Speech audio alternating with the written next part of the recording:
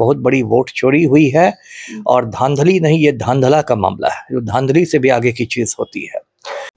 चुनाव खत्म भी हो गए, उस मतदाता सूची का इस्तेमाल भी हो गया और अभी भी मतलब सुनवाई चल रही है, जबकि सुप्रीम कोर्ट को कम से कम चुनाव के पहले कोई स्पष्ट फैसला देना चाहिए था कि एसआईआर के तहत लगभग 65 लाख मतदाताओं के नाम काट दिए गए।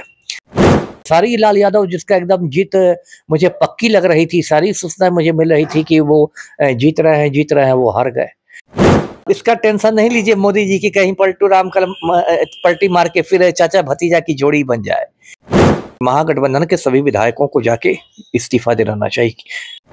देखिए, बिहार में चुनाव अब संपन्न हो चुका है। एनडीए ने प्रचंड जीत हासिल की है, महागठबंधन को वहीं हार का सामना करना पड़ा है और एक तरह से कहिए पूरा महागठबंधन खेमा जो है वो सिमट कर रह गया है। आज इस वीडियो में हम जानने का प्रयास करेंगे कि आखिरकार वो कौन सी गलतियां हैं जिसके वजह से महागठबंधन को इतना नुकसान झेलना पड़ा है।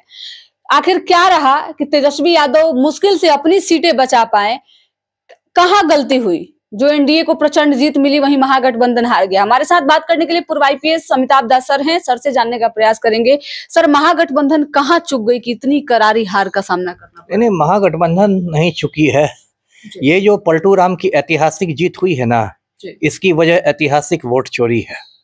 ये बात मैं डंके की चोट पर कह रहा हूं कि ये जो बिहार के नतीजे आए हैं ये ईमानदारी के नतीजे नहीं है, सामान्य नतीजे नहीं है, इसके पीछे बहुत बड़ा खेल हुआ है, बहुत बड़ी वोट चोरी हुई है और धांधली नहीं, ये धांधला का मामला है, जो धांधली से भी आगे की चीज होती है। और ये बहुत दिनों से ऐसा लग रहा था, ये देखिए कोई चौंकाने वाला नहीं है। बिहार में वोट चोरी की देखिए तैयारियां जून महीने में ही शुरू हो गई थी, जब चुनाव आयोग ने एसआईआर का ऐलान किया था, ये स्पेशल इंटेंसिव रिवीजन का, कि मतदाता सूची जो होती है उसका विशेष गहन पुनरीक्षण किया जाएगा।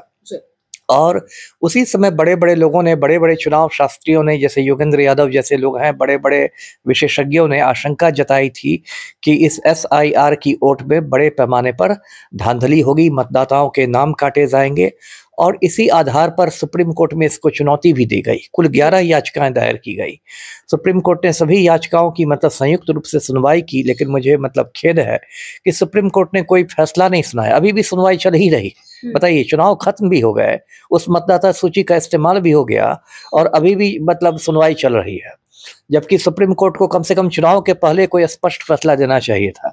सुप्रीम कोर्ट ने सिर्फ ये बात कही कि जो आधार कार्ड है उसको भी एक प्रमाण पत्र के रूप में मंजूर करे चुनाव आयोग। बस सुप्रीम कोर्ट ने ये छोटा सा हस्तक्षेप किया और कुछ खास नहीं किया। अब देखिए, इसमें कहा जा रहा है कि एसआईआर के तहत लगभग 65 लाख मतदाताओं के नाम काट दिए गए।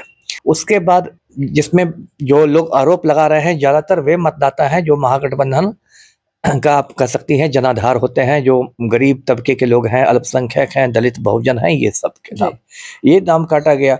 उसके बाद देखिए, चुनाव के पहले भी चुनाव के बाद भी ये एक वोट चोरी देखिए हिंदुस्तान में पैटर्न बन चुका है। अभी राहुल गांधी ने बार बार प्रेस कॉन्फ्रेंस करके उजागर किया, हरियाणा में कैसे वोट चोरी हुई, महाराष्ट्र में कैसे वोट चोरी हुई, कर्नाटक में कैसे हुई।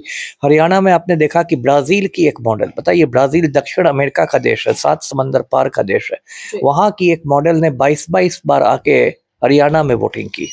मतलब उसकी तस्वीर लगी हुई है और कभी वो सीमा के नाम से वोट देती है, कभी स्वीटी के नाम से, कभी सरस्वती के नाम से। तो ये तो बिल्कुल मतलब जोक हो गया। और इस बार भी जो बिहार में चुनाव हुए, अब देखिए, ये मैं भी बिहार का ही रहने वाला हूँ, पूरी नौकरी मैंने बिहार में की, बिहार की राजनीति को बहुत करीब से दिखता हूँ। ये जो नतीजे आए हैं कल बिहार के, ये मेरे गले नहीं उतर है, सीधे मैं कहता हूँ, एक गले नहीं उतर रहा है। जन स्वराज पार्टी को 0 है ना, 3, 4, 5 तो आ जाता। देखिए, प्रशांत खाता भी नहीं खुला सर, उसी को मैं शून्य कर रहा हूँ। शून्य का मतलब कि खाता नहीं खुला। प्रशांत किशोर ने कहा था कि हमारा आंतरिक सर्वेक्षण है कि 30 सीटें मिलेंगी। अब प्रशांत किशोर कोई मूर्ख और जाहिल आदमी तो है नहीं, चुनावी रणनीतिकार ही रहे, उनकी पहचान ही है चुनावी रणनीतिकार की। वैसा आदमी यदि कहता है कि 30 सीटें हमें मिलेंगी, मेरा आंतरिक सर्वेक्षण है, तो ठीक है, 30 नहीं तो 25 तक जाती बात, 25 नहीं तो 20, ये तो बिल्कुल जीरो हो गया। अब बताइए, बिहार में ओवैसी की पार्टी कांग्रेस से बड़ी पार्टी हो गई।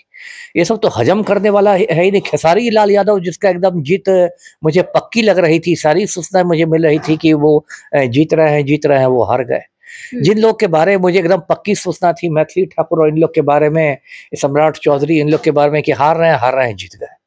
तो जीतते जीतते हार गए, हारने वाले जीत गए। ये तो एक अजीबोगरीब, और देखिए कितना इससे, देखिए ये परिणाम चुनाव आयोग का खेल देखिए। आम आदमी उतना मतलब बारीकी से नहीं देखता है, इसलिए उतना खेल नहीं समझता है। चुनाव आयोग ने इतनी सीटें दे दी बीजेपी को कि यदि पलटू राम यदि पलट के अभी चले भी रहा है महागठबंधन के साथ, तो भाजपा, लोजपा, हम और ये सब मिलके अकेले अब सरकार बना 122 सीटें बना रही। मतलब पलटू प्रूफ हो गई बीजेपी, पलटू प्रूफ कर दिया चुनाव आयोग ने कि आप इसका टेंशन नहीं लीजिए मोदी जी की कहीं पलटू राम कल पलटी मार के फिर चाचा भतीजा की जोड़ी बन जाए। यदि वो जाते भी हैं तो आपको इतनी सीटें मिल गई कि लोजपा, हम और ये सब के साथ मिलके, राष्ट्रीय लोक मोर्चा के साथ मिलके और ये सब कुछ अन्य वन्य को लेके आप बना लेंगे सरकार। तो बहुत ही शातिराना तरीके से ये चुनाव के नतीजे आए हैं। और देखिए बंगाल में अभी से बवाल शुरू हो गया, क्योंकि अब फरवरी में बंगाल में चुनाव है और वहां भी SIR लागू करने जा रहे हैं। तो बिहार में जो मतलब चुनाव के नतीजे आए हैं उससे बंगाल में ऑलरेडी बवाल शुरू हो गया कि अब तो अगली बारी बंगाल की है। तो वहां जो ममता बनर्जी हैं, तृणमूल कांग्रेस की हैं, उनकी पार्टी अभी से टेंशन में है।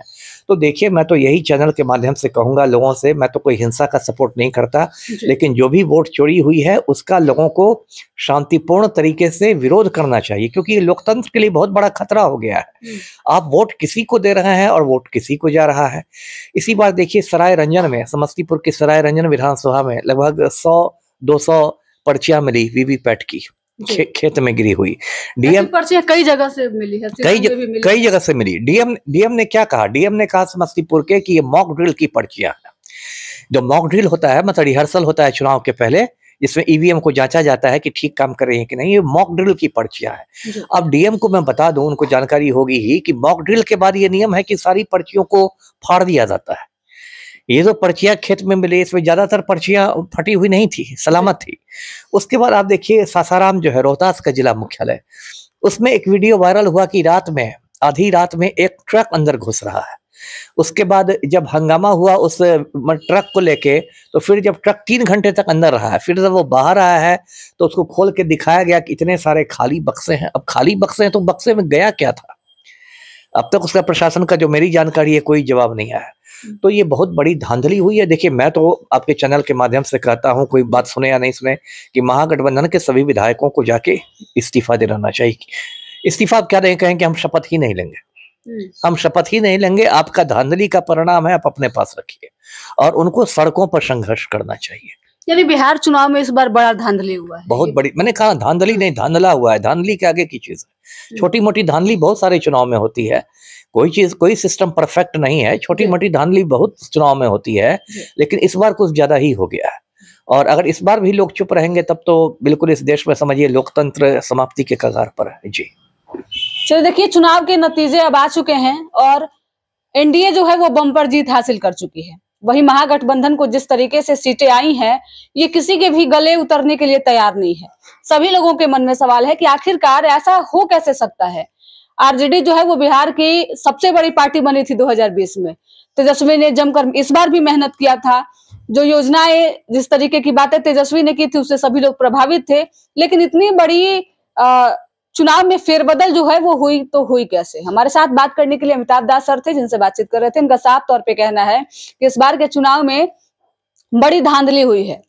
चुनाव आयोग जो है वो पूरे खेल को बिगाड़ने के लिए तैयार था और अब तो भाजपा को पूरा बहुमत भी मिल गया है, यानी बिना नीतीश कुमार के भी भाजपा अब सरकार बना सकती है। इसके साथ ही सर का साफ तौर पे कहना है कि अगर इनकी माने तो महागठबंधन के जो विधायक हैं उन्हें शपथ ही नहीं लेना चाहिए। शपथ नहीं लेंगे तो इससे एक संदेश जो है वो जाएगा और बिहार में हो सकता है कुछ बदलाव हो सके। फिलहाल इस खबर में इतना ही। वीडियो अच्छी लगे तो शेयर कीजिएगा, साथ ही हमारे यूट्यूब चैनल संक्षिप्त को सब्सक्राइब करके फेसबुक पेज को भी फॉलो कर लीजिएगा। धन्यवाद।